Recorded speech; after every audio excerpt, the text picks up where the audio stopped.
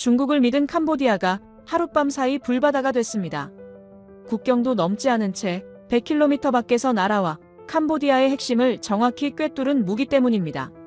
그 순간 중국은 침묵했고 캄보디아는 깨달았고 동남아 전체가 방향을 바꾸기 시작했습니다. 왜 중국 무기는 결정적인 순간에 작동하지 않았을까요? 지금부터 중국을 믿은 캄보디아가 왜 불바다가 됐는지 충격적인 이야기 지금 시작하겠습니다. 태국과 캄보디아 국경지대에서 포성이 울려 퍼졌는데 처음에는 소규모 교전이었고 국경 경비대 간의 충돌로 시작됐기 때문에 저도 처음 보고를 받았을 때는 크게 신경 쓰지 않았습니다.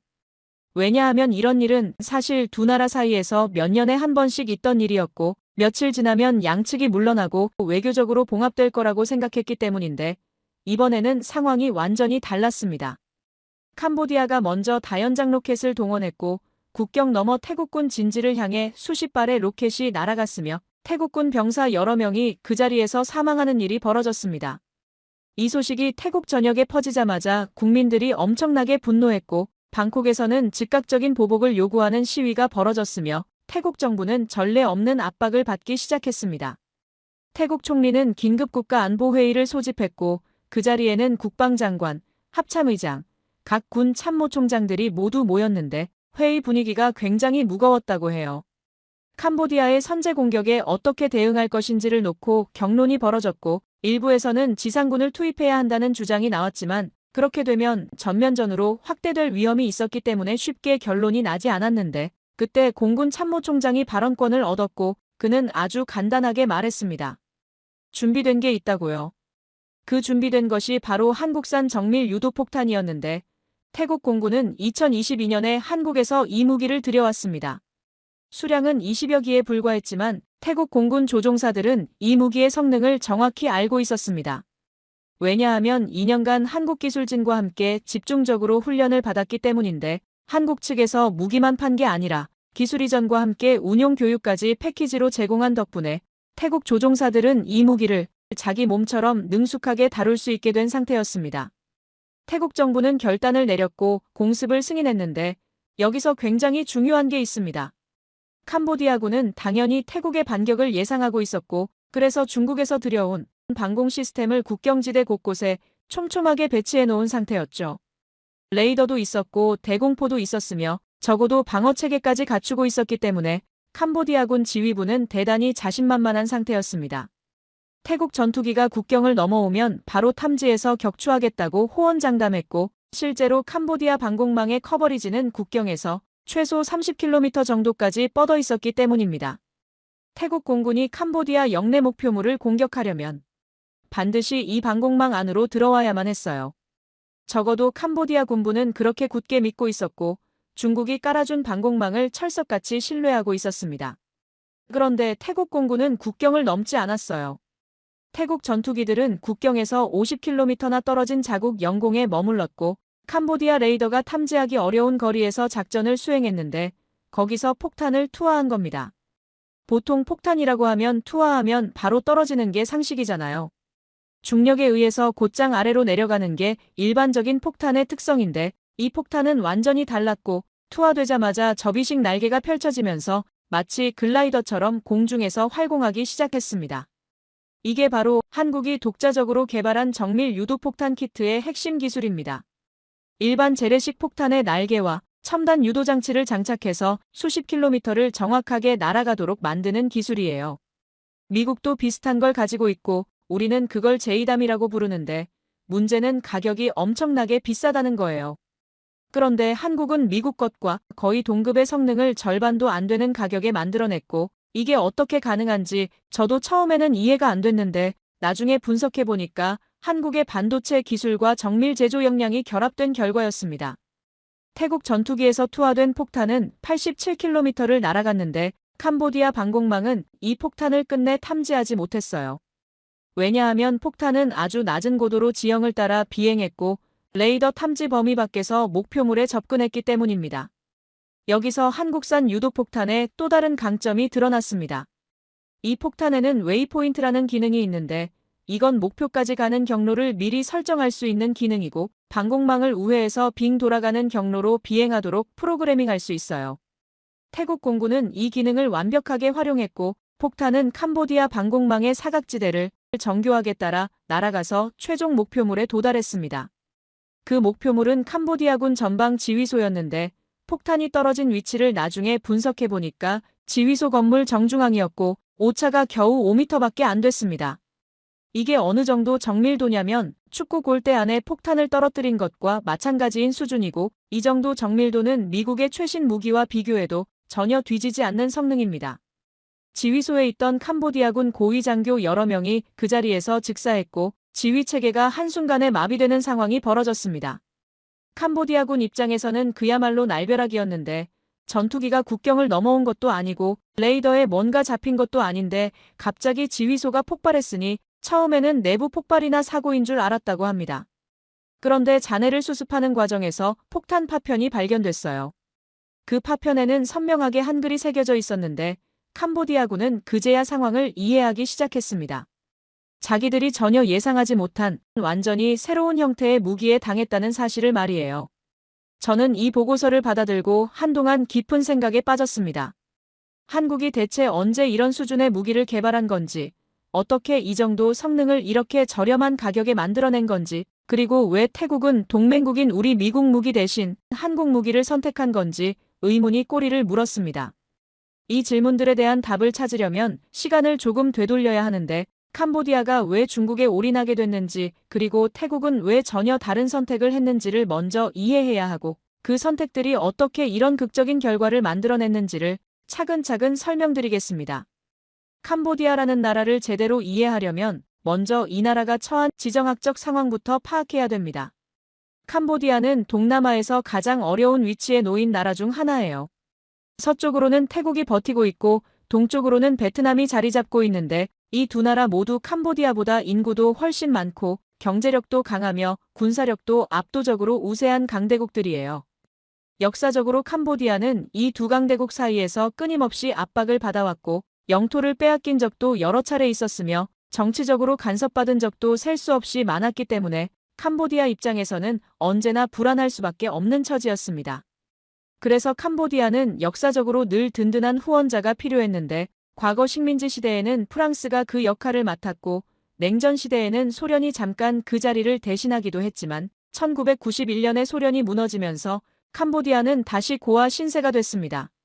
태국과 베트남이라는 두 강대국 사이에 끼어서 어디에도 기댈 곳이 없는 막막한 상황에 처하게 된 거죠. 그때 손을 내민 나라가 바로 중국이었는데 2010년대 들어서 중국은 캄보디아에 그야말로 엄청난 규모의 투자를 쏟아부었습니다. 도로를 깔아주고 다리를 놓아주고 항만을 건설해주고 공장을 세워줬는데 경제 원조만 한 게 아니라 군사 원조도 함께 대규모로 들어왔습니다. 2018년 한 해에만 중국이 캄보디아에 제공한 군사 원조 규모가 1억 달러를 훌쩍 넘었는데 캄보디아 같은 작은 나라 국방 예산 전체와 맞먹는 어마어마한 금액이었고 캄보디아 정부 입장에서는 거절할 이유가 전혀 없는 황금 같은 기회였습니다. 중국은 무기도 파격적으로 싸게 팔았는데 싸게 판 정도가 아니라 거의 공짜로 제공한 것들도 상당히 많았습니다. 소총과 기관총 같은 개인화기부터 시작해서 장갑차, 군용 트럭 같은 수송 장비, 그리고 다연장 로켓과 자주포 같은 중화기, 방공 레이더와 대공포 같은 방어 체계까지 온갖 종류의 무기가 물밀듯이 캄보디아로 들어왔습니다. 2018년부터 2023년까지 5년간 캄보디아가 해외에서 수입한 무기의 90% 이상이 중국산이었는데 금액으로 환산하면 약 1억 1,700만 달러어치에 달하는 엄청난 규모였고 캄보디아군 장비를 살펴보면 거의 전부가 중국제라고 해도 과언이 아닐 정도로 중국산 일색이 되어버린 상황이었어요. 중국은 무기만 제공한 게 아니라 교육과 훈련까지 책임졌는데 매년 용과항 코르라는 이름의 대규모 연합훈련을 정례적으로 실시했습니다. 중국 인민해방군 교관들이 직접 캄보디아에 파견되어서 캄보디아군 병사들을 체계적으로 훈련시켰습니다. 무기 다루는 법부터 전술 운용, 장비 정비와 수리까지 전방위적으로 가르쳐줬고 캄보디아 입장에서는 이보다 더 좋은 조건을 상상하기 어려울 정도였어요. 돈은 거의 안 들고 최신 무기는 계속 들어오고 훈련까지 전문적으로 시켜주니까 마다할 이유가 전혀 없었던 거죠. 그리고 결정적으로 중요한 점이 있었는데 중국은 캄보디아 내정에 일절 간섭하지 않았습니다. 미국이나 유럽 국가들은 무기를 팔면서 항상 까다로운 조건들을 붙이는데 인권 상황 개선하라, 민주주의 제도 강화하라, 부패 척결하라, 야당 탄압 중단하라 같은 요구들이 꼬리표처럼 따라붙었고 이런 조건들이 캄보디아 훈센 정권 입장에서는 굉장히 불편하고 성가신 간섭으로 느껴졌습니다. 그런데 중국은 그런 거 일절 묻지 않았고 무기 줄 테니까 알아서 쓰라는 식으로 아무런 정치적 조건 없이 원조를 제공했는데 이게 캄보디아 정부에게는 엄청난 매력으로 작용했어요. 캄보디아 훈센 총리는 공개석상에서 여러 차례 중국을 최고의 파트너라고 치켜세웠고 중국 없이는 캄보디아의 발전이 불가능했을 것이라는 감사의 말을 반복적으로 표명했습니다. 캄보디아와 중국의 군사협력에서 가장 상징적이면서도 전략적으로 중요한 사업이 바로 림 해군기지 현대화 프로젝트인데 캄보디아 남부 시아누크빌 인근에 위치한 이 해군기지는 원래 아주 작고 초라한 규모의 시설이었어요. 솔직히 말해서 캄보디아 해군이라고 해봤자 고속정 몇 척과 소형 초계함 정도가 전부였기 때문에 큰 기지가 필요하지도 않았는데 2022년부터 이 기지가 완전히 탈바꿈하기 시작했습니다. 중국 자금이 대거 투입되어서 대규모 현대화 공사가 시작됐고 부두 길이가 엄청나게 늘어났습니다. 원래는 작은 배 몇 척 접안하는 정도의 규모였던 것이 공사가 마무리되고 나니까 대형 군함도 충분히 정박할 수 있는 수준으로 확장됐어요. 놀라운 건 새로 건설된 부두와 항만 시설의 규모가 캄보디아 해군 수준을 훨씬 뛰어넘는다는 점인데 심지어 항공모함급 대형 함정도 접안할 수 있을 정도의 수심과 부두 길이를 확보하고 있습니다. 문제는 캄보디아 해군에는 그런 대형 함정이 단 한 척도 없다는 건데 이 시설을 실제로 사용할 나라는 캄보디아가 아니라 중국이라는 뜻이고 누가 봐도 중국 해군을 위한 전진기지로 건설된 것이 분명해 보였습니다. 실제로 2024년에 중국과 캄보디아가 공동으로 이 기지 개장식을 성대하게 치렀고 중국 해군 함정이 처음으로 공식 입항하는 행사가 거행됐는데 미국 정보당국에서는 이 기지를 아주 예의주시하면서 감시하고 있습니다. 왜냐하면 이 기지가 중국 해군이 남중국해와 태국만 일대에서 상시적으로 활동할 수 있는 핵심 전진기지가 될 가능성이 높기 때문인데 중국 입장에서 캄보디아는 단순한 우방국 수준을 넘어서 엄청난 전략적 가치를 지닌 나라입니다. 캄보디아를 통하면 말라카 해협을 거치지 않고도 태국만과 인도양 방면으로 진출할 수 있는 새로운 루트가 열립니다. 이건 중국 해군의 오랜 수건이었던 말라카 딜레마를 부분적으로 해소할 수 있는 전략적 돌파구예요. 냉정하게 말해서 중국은 캄보디아에 투자한 게 아니라 캄보디아라는 나라 자체를 전략적으로 매수한 것이나 다름없습니다. 자, 여기서 잠깐 생각해봐야 할 부분이 있는데 캄보디아가 중국에 이렇게까지 깊이 의존하게 된 것이 과연 잘못된 선택이었느냐는 질문을 던져볼 수 있어요. 솔직히 캄보디아 입장에서 당시 상황을 따져보면 달리 선택할 수 있는 대안이 별로 없었는데 미국은 캄보디아 정부를 좋아하지 않았고 인권 문제와 민주주의 후퇴 문제로 끊임없이 비판했으며 무기 판매도 극도로 꺼렸습니다. 유럽 국가들도 마찬가지 입장이었고 태국과 베트남은 역사적으로 잠재적 적국이나 마찬가지였기 때문에 손잡는다는 건 애초에 상상하기 어려운 일이었어요. 결국 중국만이 캄보디아에 무조건적인 지원을 아낌없이 제공할 의사가 있었고 캄보디아 정부는 그 손을 잡을 수밖에 없었던 거죠. 그래서 캄보디아는 중국에 올인하는 전략을 택했는데 군사적으로, 경제적으로, 외교적으로, 전방위적으로 중국에 기대는 방향으로 국가 전략을 수립했고 2025년 초까지만 해도 이 전략은 상당히 성공적으로 보였습니다. 캄보디아군의 장비 수준은 10년 전과 비교하면 눈에 띄게 향상되어 있었습니다. 중국제 다연장 로켓 시스템이 배치되어 있었고 자주포 부대가 창설되었으며 방공 레이더망이 구축되어 있었습니다. 캄보디아 군부는 상당한 자신감에 차 있었고 이제 태국이나 베트남이 함부로 캄보디아를 건드리지 못할 것이라고 확신했습니다. 중국이라는 거대한 후원자가 뒤에서 버티고 있으니 누가 감히 캄보디아를 위협할 수 있겠느냐는 생각이었는데 그 자신감에는 한 가지 치명적인 맹점이 숨어 있었습니다. 그건 바로 중국 무기가 실제로 성능이 좋은지 아무도 제대로 검증해 본 적이 없다는 사실이었습니다. 중국산 무기는 가격이 확실히 저렴하고 물량 공세가 가능하다는 장점이 있지만 정작 실전에서 어떤 성능을 발휘하는지는 언제나 물음표로 남아 있었어요. 중국이 최근 수십 년간 대규모 전쟁을 직접 치러본 경험이 없기 때문에 무기의 실전 성능을 입증할 기회가 없었던 거예요.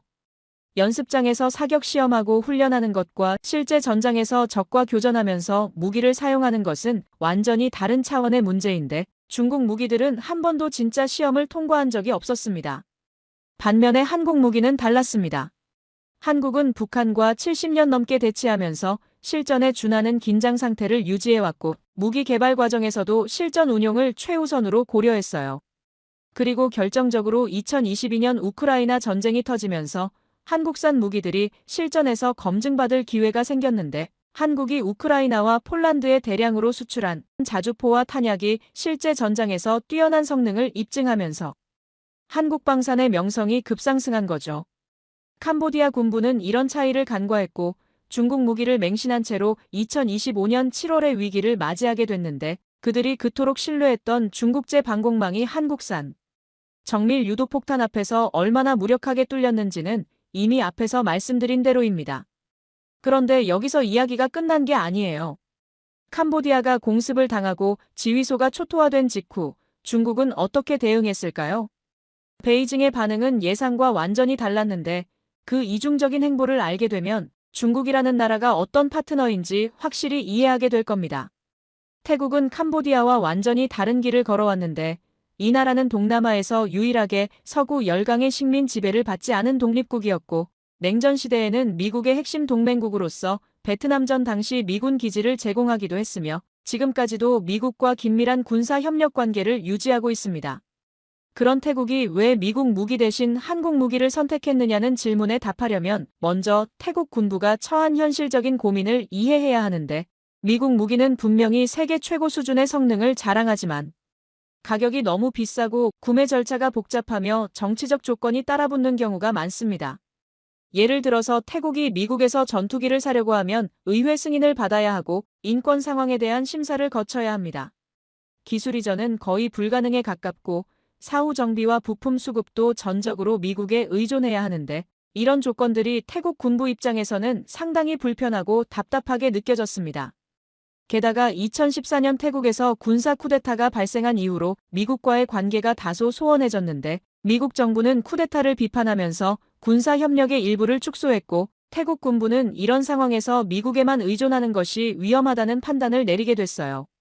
그렇다고 중국으로 갈 수는 없었는데 태국은 역사적으로 중국과 복잡한 관계를 가지고 있었고 무엇보다 캄보디아가 중국에 종속되어가는 모습을 바로 옆에서 지켜보면서 그게 얼마나 위험한 선택인지 잘 알고 있었습니다. 중국 무기를 대량으로 도입하면 군사적으로도 정치적으로도 중국에 끌려가게 된다는 걸 캄보디아 사례를 통해 생생하게 목격한 거죠. 바로 그 시점에 한국이 대안으로 떠올랐는데 한국 방산은 2010년대 후반부터 동남아 시장에서 급격히 존재감을 키워가고 있었고 인도네시아에 잠수함과 전투기를 수출했어요. 필리핀에는 호위함과 경공격기를 팔았고 말레이시아와도 다양한 협력을 진행하고 있었습니다. 태국 군부가 한국 무기에 관심을 가지게 된 결정적인 계기가 있었는데 그건 바로 2022년 우크라이나 전쟁이었어요. 러시아가 우크라이나를 침공한 이후 전 세계 무기 시장에 엄청난 지각 변동이 일어났습니다. 러시아산 무기의 신뢰도가 바닥으로 추락했고 서방 국가들은 자국 무기 재고를 우크라이나에 지원하느라 수출 여력이 줄어들었습니다. 그 틈을 타서 한국 방산이 폭발적으로 성장한 거죠. 폴란드가 한국에서 1,000억 달러 규모의 무기를 주문했다는 뉴스가 전 세계를 놀라게 했고 한국산 자주포와 다연장 로켓이 실전에서 뛰어난 성능을 발휘한다는 평가가 나오면서 한국 무기에 대한 국제적 신뢰가 급상승했습니다. 태국 군부는 이 상황을 예의주시하고 있었는데 한국 무기가 가진 장점이 태국의 필요와 정확히 맞아떨어진다는 걸 깨달았어요. 첫 번째 장점은 가격 대비 성능이었는데 한국 무기는 미국이나 유럽 무기와 비교해서 성능은 거의 동급이면서 가격은 절반 수준이거나 그보다 더 저렴했고 예산이 넉넉하지 않은 태국 입장에서는 같은 돈으로 더 많은 무기를 확보할 수 있다는 의미였습니다. 두 번째 장점은 기술 이전과 현지 생산이었는데 미국은 핵심 기술을 절대 공유하지 않는 반면에 한국은 상당 수준의 기술 이전을 패키지로 제공했고 심지어 현지에서 부품을 생산하거나 조립할 수 있도록 협력하는 방안까지 열어놓고 있었어요. 이건 단순히 무기를 사는 게 아니라 방산 역량 자체를 키울 수 있다는 뜻이었어요. 태국 군부로서는 장기적으로 훨씬 매력적인 제안이었습니다. 세 번째 장점은 정치적 부담이 적다는 것이었는데 한국은 미국처럼 인권이나 민주주의 문제로 잔소리하지 않았고 중국처럼 정치적 종속을 요구하지도 않았으며 순수하게 상업적인 관계로 거래할 수 있었기 때문이죠. 태국 정부 입장에서는 부담 없이 협력할 수 있는 파트너였어요. 네 번째 장점은 사후 지원 체계였는데 한국 방산업체들은 무기를 팔고 나서도 정비 인력을 파견하고 부품을 신속하게 공급합니다. 운용 교육을 지속적으로 제공하는 등 철저한 사후 관리를 해줬고 이런 점에서 한국은 다른 어떤 나라보다도 신뢰할 수 있는 공급자로 평가받았습니다. 태국은 2022년에 한국에서 정밀 유도폭탄 키트 20여 기를 도입했는데 이게 바로 앞에서 말씀드린 그 무기예요. 도입 수량이 20기밖에 안 됐기 때문에 당시에는 큰 주목을 받지 못했고 저도 솔직히 이 거래를 대수롭지 않게 넘겼습니다. 지금 생각해보면 태국 공군은 이 무기의 전략적 가치를 정확히 꿰뚫어보고 있었던 겁니다. 이 무기의 정식 명칭은 한국형 정밀 유도폭탄 키트인데 기존의 일반 재래식 폭탄에 장착해서 정밀 유도무기로 변환시키는 장치예요. 미국의 제이담과 비슷한 개념이지만 한국은 여기에 활공 날개를 추가해서 사거리를 획기적으로 늘렸고 이게 결정적인 차이점이었습니다. 일반적인 정밀 유도폭탄은 투하 고도에 따라 다르지만 대략 20에서 30km 정도를 비행할 수 있는데 한국산 유도폭탄 키트를 장착하면 100km 이상을 활공할 수 있어요. 이게 왜 중요하냐면 전투기가 적 방공망 밖에서 안전하게 폭탄을 투하하고 빠질 수 있다는 뜻이기 때문입니다. 조종사의 생존성이 비약적으로 높아지는 동시에 적 방공망을 무력화시킬 수 있는 거죠. 한국은 이 무기를 개발하면서 몇 가지 혁신적인 기능을 추가했습니다. 첫 번째는 웨이포인트 기능으로 폭탄이 목표까지 가는 경로를 미리 설정할 수 있어서 적 레이더를 피해 우회 비행하도록 프로그래밍할 수 있었어요. 두 번째는 진입각 조절 기능인데 목표물 상공에서 20도에서 75도 사이로 하강 각도를 자유롭게 설정할 수 있어서 산악 지형 뒤에 숨어있는 목표물이나 도시 건물 사이에 있는 목표물도 정확히 타격할 수 있었습니다. 세 번째는 전천 후 운용 능력인데 GPS와 관성항법을 결합한 복합 유도 방식을 채택해서 주간이든 야간이든 악천 후 상황에서든 정밀 타격이 가능했고 명중 정밀도는 근거리에서 원형 공산 오차 5m, 최대 사거리에서도 13m 수준으로 미국의 최신 무기와 비교해도 전혀 뒤지지 않는 성능이었어요. 태국 공군은 이 무기를 도입한 직후부터 한국 기술진과 함께 집중적인 훈련에 들어갔습니다. 한국 측에서 파견한 전문가들이 태국에 상주하면서 조종사 교육과 정비 인력 양성을 체계적으로 진행했고 2년간의 준비 끝에 2023년경에는 완전한 운용 능력을 확보한 상태가 됐습니다. 태국 공군 조종사들은 이 무기를 처음 실사격 훈련에서 사용해보고 나서 엄청난 충격을 받았다고 하는데 한 조종사의 말을 빌리면 이건 완전히 게임 체인저라고 했어요. 50km 밖에서 폭탄을 떨어뜨렸는데 목표물 한가운데 정확히 명중하는 걸 보면서 이제 전쟁의 규칙이 완전히 달라졌다는 걸 실감했다고 했습니다. 태국 군부는 이 무기의 존재를 철저히 비밀에 붙였는데 캄보디아는 물론이고 주변 어느 나라도 태국이 이런 능력을 보유하고 있다는 사실을 알지 못했습니다. 그래서 2025년 7월에 국경 충돌이 발생했을 때 캄보디아군은 전혀 대비가 안 된 상태였고 중국이 깔아준 방공망이 얼마든지 태국 공군을 막아줄 거라고 철석같이 믿고 있었던 겁니다. 그런데 태국 공군이 꺼내든 카드는 캄보디아가 상상도 하지 못했던 것이었고 87km 밖에서 날아온 폭탄이 지휘소를 초토화시키는 순간 캄보디아 군부는 자신들이 얼마나 잘못된 판단을 해왔는지 깨닫게 됐습니다. 그렇다면 도대체 중국이 제공한 방공망은 왜 이 폭탄을 막지 못했을까요? 캄보디아 군부가 그토록 신뢰했던 중국제 무기들은 결정적인 순간에 왜 무력하게 뚫려버렸을까요? 그 해답을 찾아보면 중국 방산의 민낯이 적나라하게 드러납니다. 이건 단순히 캄보디아만의 문제가 아니라 중국 무기를 도입한 모든 나라가 직면할 수 있는 심각한 위험이에요. 2025년 7월 그날 새벽 태국 공군 기지에서는 긴장감이 최고조에 달해 있었는데 조종사들은 이미 브리핑을 마치고 전투기에 탑승한 상태였고 각 전투기 날개 아래에는 한국산 정밀 유도폭탄이 장착되어 있었습니다. 작전 계획은 단순하면서도 대담했는데 국경을 넘지 않고 태국 영공에서만 작전을 수행하면서 캄보디아 영내 깊숙한 곳에 있는 군사 목표물들을 타격한다는 것이었어요. 이게 가능한 이유는 오직 한국산 유도폭탄의 장거리 활공 능력 때문이었고, 만약 이 무기가 없었다면 태국 공군은 캄보디아 영공으로 직접 들어가야 했을 텐데. 그랬다면 중국제 방공망에 탐지되어 격추당할 위험이 컸을 겁니다. 태국 공군 전투기들이 이륙했고 국경 방향으로 비행하기 시작했는데 캄보디아 레이더는 이 움직임을 포착했지만 크게 긴장하지 않았어요. 왜냐하면 태국 전투기들이 국경에서 50km 정도 떨어진 지점에서 머물고 있었기 때문인데 이 거리는 캄보디아 방공망의 유효 사거리 밖이었습니다. 캄보디아군 입장에서는 태국 전투기가 여기서 공격할 수 있는 수단이 없다고 판단한 거죠. 캄보디아 방공망 운용자들은 태국 전투기가 그냥 무력 시위를 하는 거라고 생각했고 실제로 국경 분쟁이 벌어질 때 이런 식의 무력 시위는 양측에서 자주 있던 일이었기 때문에 별다른 대응 조치를 취하지 않았습니다. 바로 그 순간 태국 전투기에서 폭탄이 투하됐는데 폭탄은 전투기에서 분리되자마자 접이식 날개를 펼쳤고 자체 추진력은 없었지만 높은 고도에서 얻은 위치 에너지를 활용해서 글라이더처럼 활공하기 시작했습니다. 이 폭탄에 장착된 유도 시스템은 발사 전에 입력된 목표 좌표를 향해 스스로 경로를 조정했는데 단순히 직선으로 날아간 게 아니라 캄보디아 방공 레이더의 탐지 범위를 피해서 우회하는 경로로 비행했습니다. 한국 기술진이 개발한 웨이포인트 기능이 제 역할을 한 건데 폭탄은 미리 설정된 여러 개의 경유 지점을 거치면서 적 레이더의 사각지대를 따라 이동했고 저고도로 지형을 따라 비행하면서 탐지 확률을 최소화했어요.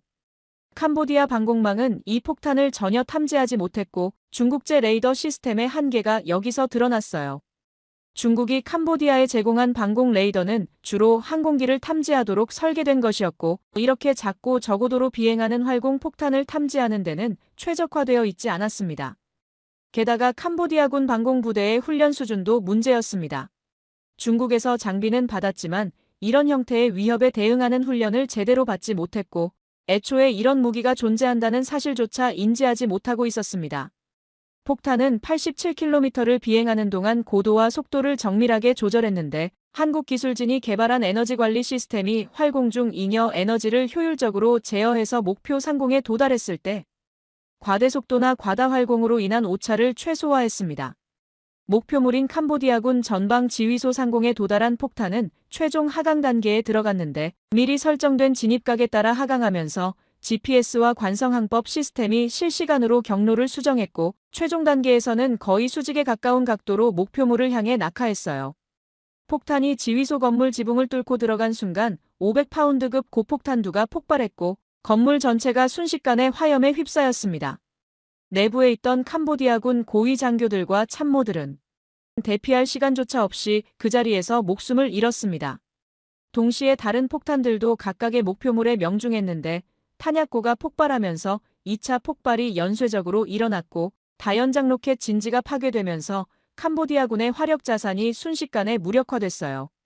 태국 공군의 첫 번째 공습이 끝났을 때 캄보디아군은 지휘 체계가 마비되고 주요 화력 자산이 파괴된 상태였는데 가장 충격적인 건 이 모든 일이 불과 몇 분 만에 벌어졌다는 거예요.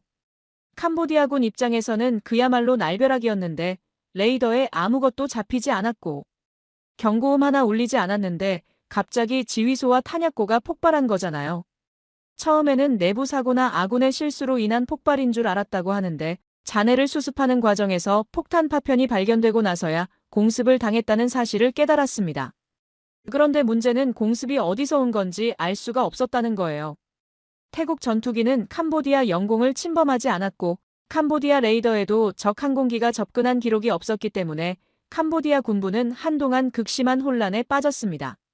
나중에야 잔해에서 발견된 파편에 새겨진 한글을 보고 이게 한국산 무기라는 사실을 알게 됐는데 그제서야 캄보디아 군부는 자신들이 전혀 새로운 형태의 위협에 직면했다는 걸 이해하기 시작했어요.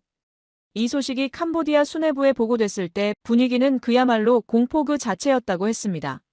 중국이 제공한 방공망을 완전히 신뢰하고 있었는데 그게 아무런 역할도 하지 못했다는 사실이 엄청난 충격으로 다가왔습니다. 캄보디아 군부는 급히 중국 측에 연락을 취했고 왜 방공 시스템이 작동하지 않았는지 해명을 요구했는데 중국 측의 대응은 캄보디아를 더욱 당혹스럽게 만들었어요. 중국 군사 고문들은 이런 장거리 정밀 유도 폭탄에 대응하려면 더 고급 사양의 방공 시스템이 필요하다고 말했습니다. 그 말인즉슨 지금까지 중국이 캄보디아에 제공한 장비로는 이런 위협을 막을 수 없다는 뜻이었고 더 비싼 장비를 추가로 구매해야 한다는 얘기였습니다. 10년간 중국에 의존하면서 90% 이상의 무기를 중국에서 들여왔는데 정작 결정적인 순간에 그 무기들이 무용지물이 됐고 해결책은 더 많은 돈을 내고 더 비싼 중국 무기를 사라는 거였어요. 캄보디아 군부 내에서는 분노와 회의감이 퍼지기 시작했습니다. 우리가 중국을 잘못 믿은 건 아닌가 하는 의문이 고개를 들었고 일부에서는 중국 무기의 실제 성능에 대한 근본적인 재평가가 필요하다는 목소리가 나오기 시작했습니다. 반면에 태국 측에서는 완전히 다른 분위기가 형성됐어요. 한국산 유도폭탄의 실전 성능이 기대 이상으로 뛰어났다는 평가가 나왔고 불과 20여 발의 폭탄으로 캄보디아군의 지휘체계와 주요 화력 자산을 무력화시킨 건 엄청난 성과였어요. 태국 공군 내부에서는 한국 무기에 대한 신뢰가 급상승했고 추가 도입을 검토해야 한다는 의견이 힘을 얻기 시작했습니다. 이 소식은 빠르게 동남아 전역으로 퍼져나갔는데 각국 군부와 정보기관들은 태국 캄보디아 충돌의 전개 양상을 면밀히 분석했고 특히 한국산 정밀 유도폭탄의 성능에 큰 관심을 보였습니다. 인도네시아, 필리핀, 말레이시아, 베트남 같은 나라들이 한국 방산업체에 문의를 보내기 시작했는데 그들이 물어본 건 단 한 가지였습니다. 태국이 사용한 그 무기, 우리도 살 수 있느냐는 거였어요. 이건 단순한 무기 거래를 넘어서 동남아 전체의 군사 균형에 영향을 미칠 수 있는 사안이었는데 한국이 만든 하나의 무기가 이 지역의 판도를 근본적으로 바꾸기 시작한 거죠. 그런데 이 상황에서 가장 복잡한 입장에 처한 건 바로 한국이었어요. 한국 정부는 태국에 무기를 팔았을 뿐이고 태국이 그 무기를 어디에 어떻게 사용하는지는 태국의 결정이었지만 캄보디아에서는 다르게 받아들이고 있었습니다. 캄보디아 언론과 정치인들 사이에서 한국에 대한 분노가 끓어오르기 시작했고 일부에서는 한국이 캄보디아 지도부를 암살하려 했다는 식의 과격한 주장까지 나오고 있었어요. 서울은 이 상황을 어떻게 관리해야 할지 고민에 빠졌는데 한쪽에서는 한국 무기의 성능이 입증됐다고 환호하는 반면에 다른 한쪽에서는 한국이 전쟁에 연루됐다고 비난하고 있었습니다. 방산 강국이 된다는 건 이런 복잡한 문제들과 함께 사는 것이기도 한데 미국도 프랑스도 이스라엘도 다 겪어온 일이에요. 그런데 한국은 이 상황에서 예상과 다른 선택을 했고 그 선택이 결국 한국의 국제적 위상을 한 단계 더 끌어올리는 계기가 됐습니다. 태국 공군의 공습이 끝난 직후 캄보디아 군부 내에서는 한 가지 질문이 끊임없이 반복됐는데 그건 바로 도대체 왜 우리 방공망이 작동하지 않은 거냐는 거였어요. 캄보디아는 지난 10년간 중국으로부터 막대한 양의 방공 장비를 들여왔고 레이더 시스템과 대공포, 적어도 방어체계까지 상당히 촘촘하게 구축해놨다고 자부하고 있었는데 정작 실전에서는 단 한 발의 폭탄도 요격하지 못했고 심지어 탐지조차 하지 못한 채 속절없이 뚫려버린 거잖아요. 저는 이 사건 이후 중국제 방공 시스템의 실제 성능에 대해 집중적으로 분석해봤는데 결론부터 말씀드리면 중국 무기의 문제점은 단순히 한두 가지가 아니라 구조적이고 복합적인 것이었습니다. 첫 번째 문제는 중국제 레이더의 탐지 한계였는데 중국이 캄보디아에 제공한 방공 레이더는 주로 항공기나 헬기 같은 비교적 큰 표적을 탐지하도록 설계된 것이었어요. 전투기 크기의 물체가 일정 고도 이상에서 비행하면 잡아낼 수 있지만 한국산 유도폭탄처럼 작은 크기의 저고도로 지형을 따라 비행하는 표적을 탐지하는 데는 근본적인 한계가 있었습니다. 현대전에서 정밀 유도무기의 위협이 갈수록 커지고 있다는 건 군사 전문가라면 누구나 아는 상식인데 중국이 캄보디아에 제공한 장비는 이런 최신 위협에 대응할 수 있는 수준이 아니었어요.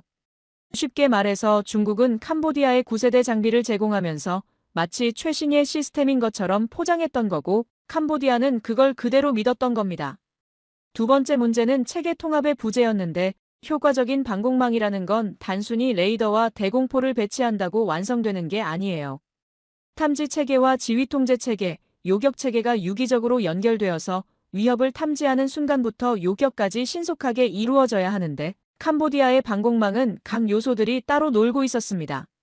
레이더가 뭔가를 탐지하더라도 그 정보가 지휘소로 전달되고 대공포 부대에 명령이 하달되기까지 시간이 너무 오래 걸렸고 한국산 유도폭탄처럼 빠른 속도로 접근하는 표적에 대응하기에는 반응 속도가 턱없이 느렸습니다.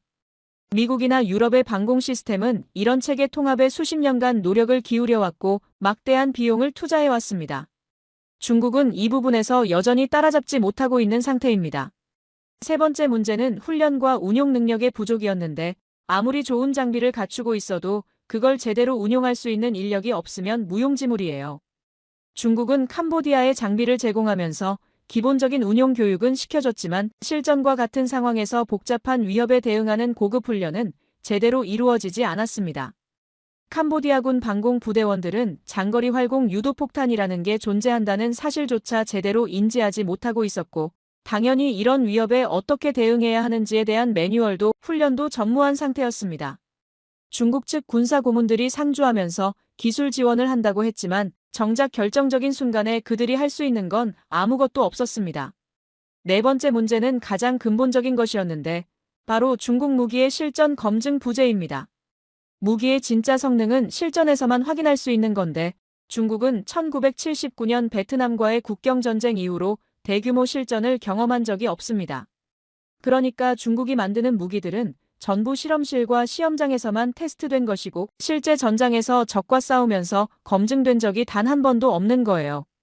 반면에 한국 무기는 달랐는데 한국은 70년 넘게 북한과 대치하면서 실전에 준하는 긴장 상태를 유지해왔고 2022년 우크라이나 전쟁을 통해 한국산 자주포와 탄약이 실제 전장에서 뛰어난 성능을 입증했습니다. 미국 무기는 말할 것도 없이 걸프전, 이라크전, 아프간전 등 수많은 실전을 통해 검증됐고 유럽 무기들도 나토 동맹국들이 참여한 각종 작전에서 실전 경험을 쌓아왔어요. 중국만 이런 실전 검증 과정을 거치지 않은 채로 무기를 수출하고 있었고 캄보디아는 그 검증되지 않은 무기를 믿고 국가 안보를 맡긴 거였습니다. 저는 이 분석 결과를 보면서 씁쓸한 기분이 들었는데 왜냐하면 캄보디아가 겪은 일은 충분히 예견 가능한 것이었기 때문이에요. 군사 전문가들 사이에서는 중국 무기의 실제 성능에 대한 의문이 계속 제기돼 왔고 특히 정밀타격 무기와 첨단 방공 체계 분야에서 중국이 서방이나 심지어 한국보다 뒤처져 있다는 평가가 많았습니다. 그런데 캄보디아는 이런 경고를 무시했거나 아예 듣지 못했고 중국이 제공하는 값싼 무기와 무조건적인 지원에 현혹되어서 10년간 중국에 올인하는 선택을 한 거예요. 그 대가는 새벽에 처참하게 치러졌고 지휘소가 초토화되고 고위 장교들이 목숨을 잃은 뒤에야 캄보디아는 자신들의 선택이 얼마나 위험했는지 깨닫게 됐습니다. 그런데 여기서 이야기가 끝이 아니에요. 캄보디아가 공습을 당하고 절체절명의 위기에 빠졌을 때 중국은 어떻게 반응했을까요? 과연 중국은 10년간 지원해온 우방국을 위해 발벗고 나섰을까요? 베이징의 행보를 분석해보면 중국이라는 나라가 어떤 파트너인지 적나라하게 드러나는데 솔직히 저도 이 부분을 조사하면서 상당히 놀랐습니다. 태국 공군의 공습으로 캄보디아군이 큰 타격을 입은 직후 국제사회의 이목이 베이징으로 쏠렸는데 모두가 궁금해했던 건 중국이 자신의 가장 충실한 동남아 우방국을 위해 어떤 행동을 할 것이냐는 거였어요. 중국 외교부는 신속하게 성명을 발표했는데 그 내용은 예상과 조금 달랐습니다. 중국은 태국과 캄보디아 양측의 즉각적인 휴전을 촉구하면서 대화와 협상을 통한 평화적 해결을 강조했고 중국이 중재자 역할을 할 용의가 있다고 밝혔어요. 언뜻 보면 책임감 있는 강대국의 자세처럼 보였는데 문제는 그 이면에서 벌어지고 있는 일이었습니다. 태국 정보당국이 입수한 문건에 따르면 중국 공군 수송기들이 공습이 있기 직전과 직후에 캄보디아로 긴급 비행을 했는데 그 수송기에 실린 화물은 다연장로캔용 탄약과 자주포 포탄, 그리고 각종 군수물자였어요. 중국은 한쪽에서는 평화와 휴전을 외치면서 다른 한쪽에서는 캄보디아에 전쟁 물자를 실어 나르고 있었던 겁니다. 저는 이 정보를 처음 접했을 때 솔직히 놀라지 않았습니다. 왜냐하면 이건 강대국들이 흔히 쓰는 이중 플레이의 전형적인 사례이기 때문이에요. 공개적으로는 평화 중재자 역할을 자처하면서 국제사회에서 책임감 있는 이미지를 유지하고 비공개적으로는 자국의 이익에 부합하는 쪽의 무기와 물자를 지원해서 영향력을 확대하는 거죠. 미국도 과거에 비슷한 일을 했고 러시아도 마찬가지였는데 중국이 다른 점은 그 위선의 정도가 유난히 심했다는 거예요. 중국은 캄보디아에 10년간 무기를 팔고 군사 원조를 제공하면서 캄보디아를 사실상 자국의 위성국처럼 만들어 놓았는데 정작 캄보디아가 위기에 빠졌을 때 직접 나서서 보호해주지는 않았습니다. 태국을 상대로 강력한 외교적 압박을 가하거나 군사적 위협을 가할 수도 있었을 텐데 중국은 그렇게 하지 않았어요. 왜냐하면 태국도 중국에게는 중요한 경제 파트너이고 태국과 전면적으로 대립하는 건 중국의 이익에 부합하지 않았기 때문입니다. 결국 중국의 선택은 양쪽에 다 좋은 얼굴을 하면서 실질적으로는 아무것도 하지 않는 것이었는데 휴전 중재를 명목으로 양측과 접촉하면서 중국의 영향력은 유지하고 동시에 캄보디아에는 탄약을 공급해서 전쟁 수행 능력을 유지시켜주는 거였어요.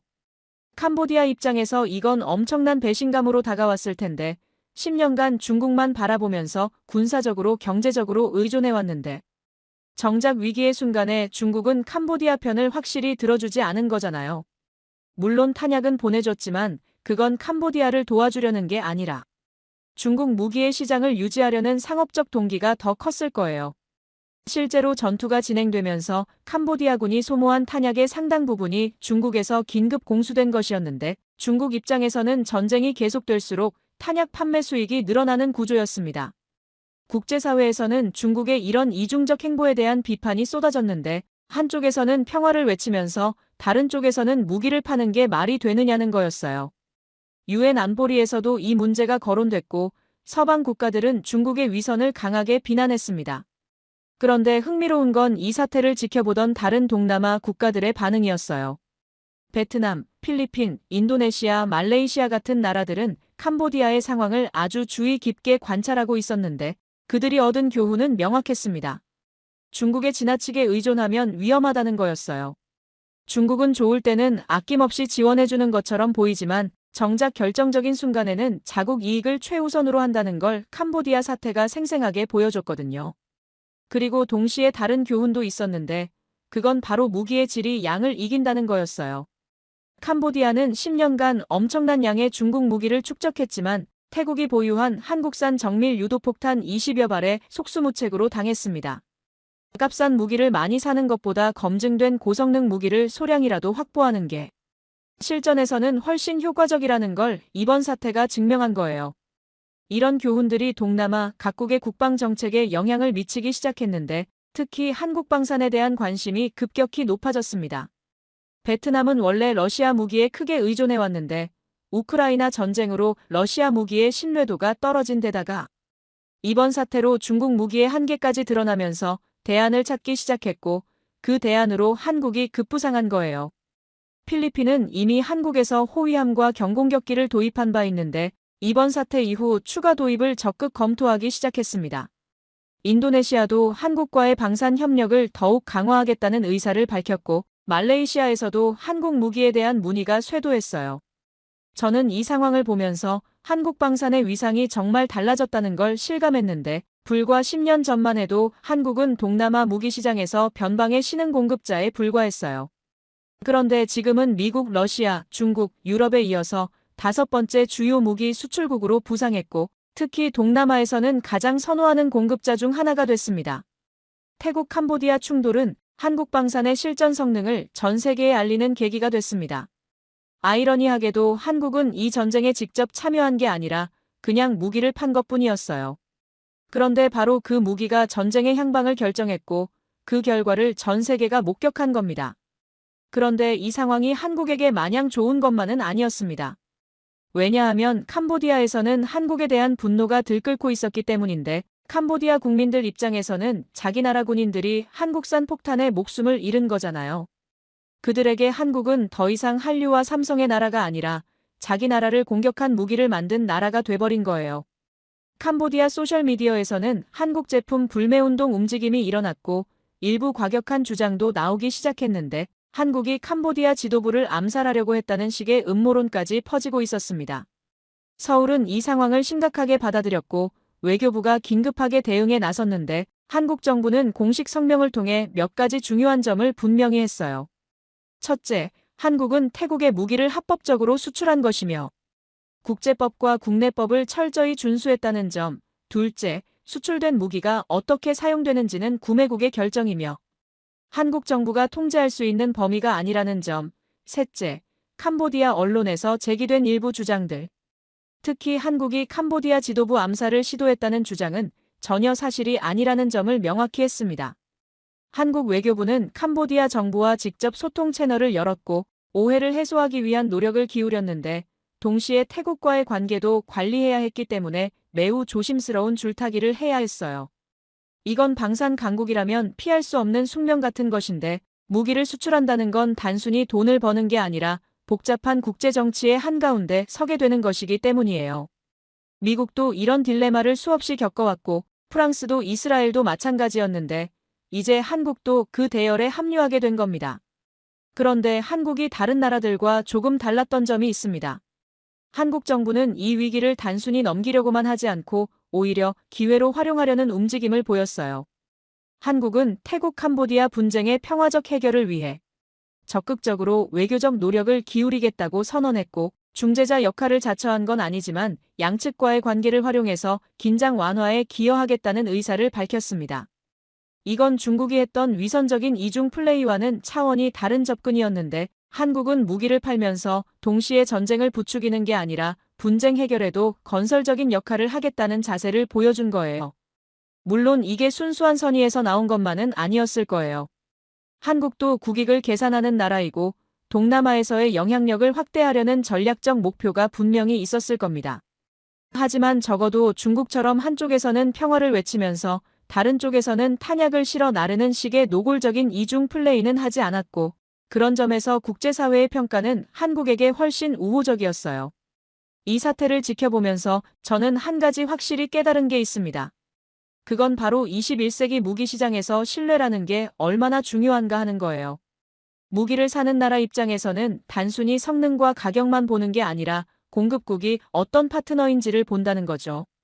위기 상황에서 믿을 수 있는 파트너인지, 정치적 압박 도구로 무기 공급을 활용하지는 않는지, 사후 지원은 확실한지 같은 것들이 구매 결정에 큰 영향을 미치는데 이번 사태에서 중국은 신뢰할 수 없는 파트너라는 이미지를 확실히 얻었고 한국은 반대로 신뢰도를 높이는 결과를 가져왔습니다. 동남아 각국이 한국 방산에 관심을 보이는 건 단순히 무기 성능 때문만이 아니에요. 한국이 중국이나 러시아와 달리 정치적 종속을 요구하지 않고 미국과 달리 까다로운 조건을 붙이지 않으며 합리적인 가격에 검증된 무기를 제공하면서도 기술 이전과 현지 생산까지 열어주는 매력적인 파트너이기 때문입니다. 이런 한국의 강점을 전 세계에 알리는 계기가 됐는데 아이러니하게도 그 계기가 된 건 한국이 의도한 바가 아니라 태국 캄보디아 간의 전쟁이었어요. 전쟁이라는 비극 속에서 한국 방산의 가치가 증명된 건데 이걸 어떻게 받아들여야 할지는 복잡한 문제입니다. 하지만 한 가지 분명한 건 이 사태 이후 동남아의 군사 지형이 확실히 달라지기 시작했다는 거예요. 충돌이 터진 직후 서울에서는 긴급회의가 연이어 소집됐는데 외교부와 국방부 그리고 방위사업청 관계자들이 한자리에 모여서 이 상황을 어떻게 관리할 것인지 머리를 맞대야 했어요. 표면적으로 보면 한국은 이 분쟁과 직접적인 관련이 없었고 단지 태국에 합법적으로 무기를 수출했을 뿐인데 문제는 그 무기가 너무나 효과적으로 작동해서 전쟁의 향방 자체를 바꿔버렸다는 거였습니다. 한국산 정밀 유도폭탄이 캄보디아군 지휘소를 초토화시키고 고위 장교들이 사망했다는 소식이 전해지자 캄보디아 현지에서는 한국에 대한 분노가 들끓기 시작했는데 푸놈펜 거리에서는 한국 기업 간판에 페인트가 뿌려지는 일이 벌어졌고 소셜미디어에서는 한국 제품 불매운동을 촉구하는 게시물이 빠르게 확산됐어요. 캄보디아 언론들은 연일 한국을 비난하는 기사를 쏟아냈는데 일부 매체에서는 한국이 태국과 공모해서 캄보디아 지도부를 암살하려 했다는 식의 자극적인 주장까지 내놓았고 이런 주장이 사실 여부와 관계없이 캄보디아 국민들 사이에서 빠르게 퍼져나갔습니다. 한국 외교부는 즉각 대응에 나섰는데 주캄보디아 한국 대사관을 통해 캄보디아 정부와 긴급 소통 채널을 열었고 외교부 대변인이 공식 브리핑을 통해 몇 가지 중요한 점을 분명히 밝혔어요. 첫째, 한국의 방산 수출은 국제규범과 국내 법령을 철저히 준수해서 이루어지며 태국에 대한 무기 수출은 모든 절차를 적법하게 거친 합법적인 거래였다는 점을 강조했습니다. 둘째, 수출된 무기가 어떤 목적으로 어떻게 사용되는지는 전적으로 구매국인 태국의 결정 사항이며 한국 정부가 태국의 군사작전에 관여하거나 지시한 바 없다는 점을 명확히 했어요. 셋째, 캄보디아 일부 언론에서 제기된 주장들, 특히 한국이 캄보디아 지도부 암살을 시도했다거나 한국산 경공격기가 투입됐다는 등의 내용은 전혀 사실이 아니며 이런 허위 정보의 확산에 대해 깊은 우려를 표명한다고 밝혔습니다. 한국 정부의 이런 대응은 매우 신중하고 계산된 것이었는데 한쪽으로 치우치지 않으면서도 한국의 입장을 분명히 전달하려는 의도가 담겨 있었어요. 태국과의 관계를 손상시키지 않으면서도 캄보디아의 분노를 완화시켜야 하는 어려운 줄타기를 해야 했고, 동시에 국제사회에 한국이 책임감 있는 방산 수출국이라는 이미지를 유지해야 했습니다. 그런데 한국 정부가 단순히 방어적인 대응에만 그치지 않았다는 점이 중요한데, 외교부는 태국 캄보디아 분쟁의 평화적 해결을 위한 국제사회의 노력에 한국도 적극 동참하겠다는 의사를 밝혔어요. 직접적인 중재자 역할을 자처한 건 아니었지만 양측과의 외교 관계를 활용해서 긴장 완화에 기여할 수 있는 방안을 모색하겠다는 입장이었습니다. 이건 중국이 보여준 이중적 행보와는 확연히 다른 접근이었는데, 중국은 평화 중재를 외치면서 뒤로는 캄보디아의 탄약을 공수했지만 한국은 무기를 판 나라로서 분쟁 해결에도 건설적인 역할을 하겠다는 자세를 보여준 거예요. 물론 한국의 이런 태도가 순수한 이타심에서 나온 것만은 아니었을 텐데, 동남아에서 한국의 영향력을 확대하고 방산 수출국으로서의 신뢰도를 높이려는 전략적 계산이 분명히 있었을 거예요. 하지만 중요한 건 결과였고, 국제사회는 한국의 이런 접근을 긍정적으로 평가했습니다. 한국 국내에서는 이 사태를 둘러싸고 다양한 반응이 나왔는데, 일부에서는 한국산 무기의 성능이 실전에서 입증됐다며 자부심을 표출했고, 방산업계에서는 이번 사태가 한국 무기의 우수성을 전 세계에 알리는 계기가 됐다며 반색했어요. 동남아뿐만 아니라 중동과 동유럽에서도 한국산 정밀 유도 무기에 관심을 보이는 나라들이 늘어났습니다.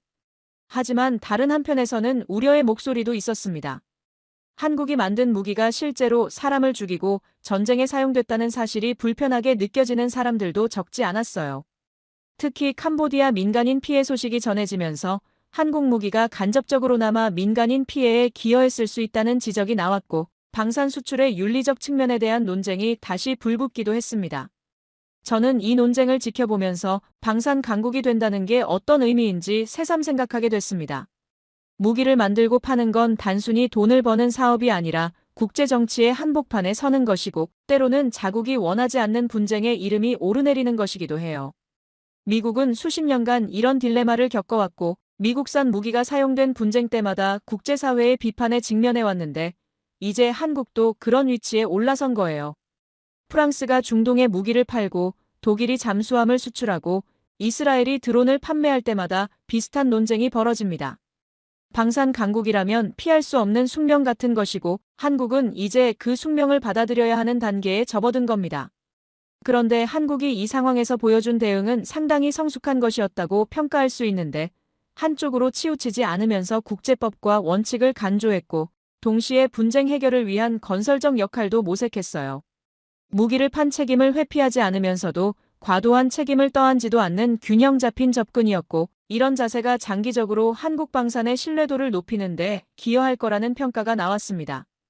캄보디아와의 관계 복원은 시간이 필요한 문제였는데, 당장의 분노가 가라앉더라도 한국산 무기에 자국 군인들이 목숨을 잃었다는 사실은 캄보디아 국민들의 기억에 오래 남을 수밖에 없어요. 하지만 한국 외교부는 장기적인 관점에서 캄보디아와의 관계를 관리해 나가겠다는 입장이었고, 경제 협력과 개발 원조 등을 통해 양국 관계의 다른 측면을 강화하면서 신뢰를 회복해 나가겠다는 전략을 세웠습니다. 한국이 이 위기를 어떻게 관리하느냐는 단순히 캄보디아와의 관계만의 문제가 아니었는데, 전 세계가 지켜보고 있었고, 특히 한국산 무기를 도입했거나 도입을 검토하고 있는 나라들이 한국의 대응을 예의주시하고 있었어요. 한국이 위기 상황에서 책임감 있게 행동하는 나라인지, 아니면 무기만 팔고 뒷일은 나 몰라라 하는 나라인지를 보고 있었던 거죠. 결과적으로 한국은 이 시험을 무난히 통과했다는 평가를 받았는데, 물론 완벽하지는 않았지만 적어도 국제사회가 기대하는 수준의 책임감 있는 대응을 보여줬고, 이게 향후 한국 방산의 해외 진출에 긍정적인 영향을 미칠 거라는 전망이 나왔습니다. 그런데 이 사태의 진짜 승자는 누구였을까요? 표면적으로 보면 태국이 전장에서 승리했고, 한국 방산이 실전에서 성능을 입증했으니 태국과 한국이 승자처럼 보일 수 있어요. 하지만 더 넓은 시야에서 보면 이 사태의 진짜 의미는 다른 곳에 있었는데, 그건 바로 동남아 전체의 군사 지형이 근본적으로 달라지기 시작했다는 거예요. 국제사회의 압력과 양측의 피로감이 겹치면서 더 이상 전쟁을 지속할 명분도 여력도 없어진 거였어요. 하지만 이 짧은 충돌이 남긴 파장은 엄청났고, 동남아 전역의 국방 정책과 무기 도입 전략에 근본적인 변화를 가져오는 계기가 됐습니다. 가장 먼저 움직인 건 베트남이었는데 베트남은 역사적으로 러시아 무기에 크게 의존해온 나라였어요. 냉전 시대부터 소련의 지원을 받았고 소련 붕괴 이후에도 러시아와의 군사 협력을 유지하면서 전투기, 잠수함, 미사일 등 주요 무기 체계를 러시아에서 도입해왔습니다. 그런데 2022년 우크라이나 전쟁이 터지면서 러시아 무기의 신뢰도에 심각한 의문이 제기됐는데 러시아군이 우크라이나에서 고전하는 모습을 보면서 러시아 무기가 정말 선전대로의 성능을 발휘하는지 의심이 커진 거예요. 거기에 더해서 러시아가 전쟁에 몰두하느라 무기 수출과 부품, 공급에 차질이 생기면서 베트남은 대안을 찾아야 하는 상황에 놓였는데 바로 그 시점에 태국 캄보디아 충돌이 터졌고 베트남 군부는 이 사태를 아주 면밀하게 분석했습니다. 베트남이 얻은 교훈은 두 가지였습니다. 첫째는 중국 무기에 의존하면 안 된다는 거였어요. 캄보디아가 10년간 중국에 올인했다가 결정적인 순간에 어떻게 됐는지 생생하게 목격했으니까요. 베트남은 원래 중국과 역사적으로 복잡한 관계를 가지고 있어서 중국 무기를 도입할 생각은 애초에 없었지만 이번 사태로 그 판단이 더욱 확고해진 거예요. 둘째 교훈은 한국 무기가 실전에서 검증됐다는 거였는데 한국산 정밀 유도폭탄이 87km를 날아가서 목표물을 정확히 타격하는 걸 보면서 베트남 군부는 한국 방산의 기술력을 새롭게 평가하기 시작했습니다. 특히 관심을 보인 분야가 자주포와 정밀 유도무기였어요. 한국의 K9 자주포는 이미 폴란드에서 대량 주문을 받았고 여러 나라에서 운용 중인 검증된 무기였는데 베트남은 노후화된 구소련제 자주포를 대체할 무기로 K9을 진지하게 검토하기 시작했습니다. 필리핀도 빠르게 움직였습니다. 필리핀은 이미 한국에서 호위함과 경공격기를 도입한 바 있어서 한국 방산과의 협력 경험이 있었어요. 이번 사태 이후 필리핀 국방부는 한국과의 방산 협력을 더욱 확대하겠다는 방침을 세웠고 특히 남중국해에서 중국과 마찰을 빚고 있는 상황에서 장거리 정밀 타격 능력의 중요성을 절감하게 됐습니다. 필리핀 군부 관계자가 비공식 석상에서 한 말이 인상적이었는데 그는 태국이 20발로 해낸 일을 우리도 할 수 있어야 한다고 했어요. 그 말 속에는 중국과의 잠재적 충돌에 대비해서 억지력을 갖춰야 한다는 절박함이 담겨 있었고 한국 무기가 그 억지력의 핵심이 될 수 있다는 기대가 있었습니다. 인도네시아도 관심을 보였는데 인도네시아는 동남아에서 가장 큰 나라이자 가장 많은 인구를 가진 나라로서 지역 강국의 위상을 유지하려면 군사력 현대화가 필수적이었어요. 인도네시아는 이미 한국과 KF-21 전투기 공동개발 사업을 진행하고 있었는데 이번 사태 이후 한국과의 방산 협력을 더욱 강화하겠다는 의지를 밝혔습니다. 인도네시아 국방장관은 공개석상에서 한국을 인도네시아의 핵심 방산 파트너라고 칭했는데 불과 몇 년 전만 해도 상상하기 어려웠던 발언이었어요. 말레이시아도 한국 방산에 문의를 보냈고 심지어 태국의 오랜 경쟁국인 미얀마에서도 관심을 표명했다는 소식이 들려왔습니다. 미얀마는 군사정권의 인권 문제로 서방 국가들의 무기 금수 조치를 받고 있어서 한국이 실제로 수출할 가능성은 낮았지만 그만큼 한국 무기에 대한 관심이 동남아 전역으로 확산됐다는 방증이었습니다. 저는 이 상황을 지켜보면서 동남아 무기 시장의 판도가 확실히 달라지고 있다는 걸 느꼈습니다. 과거에는 이 지역에서 러시아와 중국이 가격 경쟁력을 앞세워 시장을 장악하고 있었고 미국과 유럽은 고가 시장에서 일부 점유율을 가지고 있었어요. 한국은 그 틈새에서 조금씩 존재감을 키워가는 신흥 공급자 정도로 인식됐는데 한국의 위상이 확 달라진 거예요. 러시아는 우크라이나 전쟁으로 신뢰도가 바닥으로 떨어졌고 중국은 캄보디아 사태로 무기 성능에 대한 의문이 증폭됐으며 미국과 유럽은 여전히 가격이 너무 비싸고 정치적 조건이 까다롭다는 인식이 있었습니다. 그 사이에서 한국이 가장 매력적인 대안으로 떠오른 건데 한국 무기는 서방 수준의 성능을 절반 가격에 제공하면서도 기술 이전과 현지 생산까지 열어주고 정치적 조건도 거의 붙이지 않으며 무엇보다 이번에 실전에서 성능이 검증됐잖아요. 동남아 국가들 입장에서 한국보다 나은 선택지를 찾기 어려워진 거예요. 저는 25년간 아시아 군사 정세를 분석해오면서 이렇게 빠른 판도 변화는 처음 봤는데 보통 무기 시장의 세력 판도가 바뀌려면 수십 년이 걸리거든요. 그런데 한국은 불과 몇 년 만에 동남아 무기 시장에서 핵심 공급자로 부상했고 결정적인 전환점이 됐습니다. 물론 이 모든 게 한국에게 마냥 좋은 것만은 아니에요. 무기를 많이 팔면 돈은 벌지만 그만큼 국제정치의 복잡한 역학 속에 더 깊이 들어가게 되고 한국산 무기가 사용되는 분쟁마다 한국의 이름이 거론될 수밖에 없어요. 캄보디아에서 겪은 것처럼 반한 감정이 생길 수도 있고 민간인 피해가 발생하면 윤리적 비판에 직면할 수도 있습니다. 하지만 이건 방산 강국이라면 피할 수 없는 숙명이고 미국도 프랑스도 이스라엘도 수십 년간 겪어온 일이에요. 한국은 이제 그 대열에 합류한 거고 그에 따르는 책임과 부담도 함께 져야 합니다. 저는 이 시점에서 처음에 던졌던 질문으로 돌아가고 싶은데 그건 바로 누구를 믿느냐가 국가의 운명을 가른다는 거였어요. 캄보디아는 중국을 믿었고 10년간 90% 이상의 무기를 중국에서 들여오면서 중국의 안보를 맡겼는데 그 결과가 어땠는지 우리는 봤습니다. 중국 무기는 결정적인 순간에 제 역할을 하지 못했고 중국은 위기에 빠진 우방국을 확실히 보호해주지 않았으며 오히려 평화 중재를 명목으로 양다리를 걸치는 이중 플레이를 했어요. 반면 태국은 한국을 선택했는데 한국산 정밀 유도폭탄 20여 기를 도입해서 2년간 훈련하고 준비했고 결정적인 순간에 그 무기가 전쟁의 향방을 바꿨습니다. 한국은 무기만 판 게 아니라 기술 이전과 운용 교육까지 패키지로 제공했고 태국 공군은 덕분에 이 무기를 완벽하게 다룰 수 있었어요. 1억 달러어치 중국 무기가 막지 못한 걸 한국산 20발이 해낸 거고 이건 단순히 무기 성능의 차이가 아니라 파트너의 차이였습니다. 중국은 캄보디아를 자국의 영향력 확대를 위한 도구로 봤습니다. 캄보디아의 안보보다 중국의 이익을 우선시했는데 한국은 태국을 진정한 파트너로 대했고 무기를 팔면서도 태국이 스스로 방위 역량을 갖출 수 있도록 지원했어요.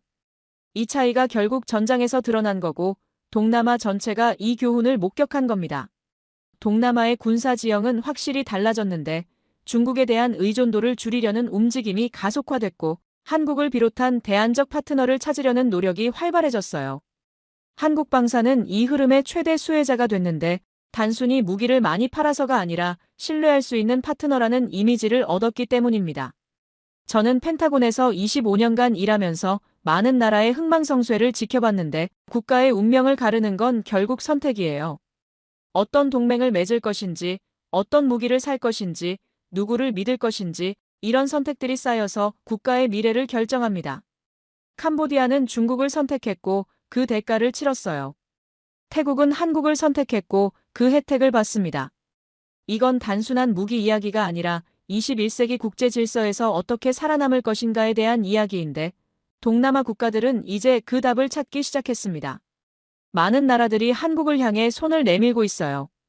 한국이 이 기대에 어떻게 부응할지는 앞으로 지켜봐야겠지만 한국이 동남아에서 가장 주목받는 방산 파트너가 됐다는 건 부정할 수 없는 사실입니다. 미국인으로서 이 말을 하기가 조금 씁쓸하기도 한데 한국이 우리 미국의 동맹국이니까 한편으로는 기쁜 일이기도 해요. 다만 한 가지 확실한 건 한국 방산의 시대가 왔다는 거고 87km를 날아간 폭탄 한 발이 그 시대의 서막을 알렸다는 겁니다. 여기까지 보신 여러분, 한 나라의 선택이 얼마나 무서운 결과를 부르는지 느끼셨습니까? 대한민국의 기술력이 자랑스러우셨다면 댓글에 한국 선택이 답이다 남겨주세요. 감사합니다.